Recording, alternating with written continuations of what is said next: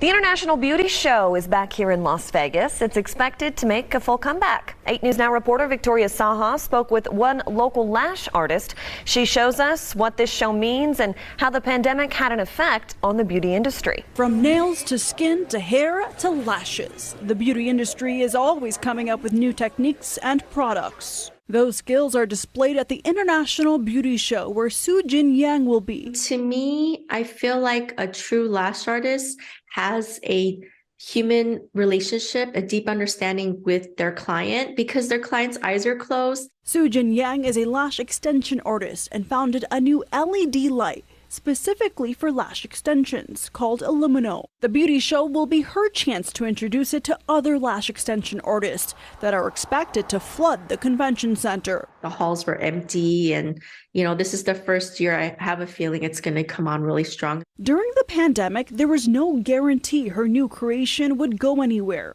I felt like I was hit by a bus because I didn't see it coming. Like many in the beauty industry, her business took a hit as it was considered non-essential. I thought that when we were able to reopen, they would let us reopen, but then they would shut us down after a week. So it was just like open and then close and then open. Now, 3 years later, thousands in the beauty industry will come together in Las Vegas to learn from and inspire each other.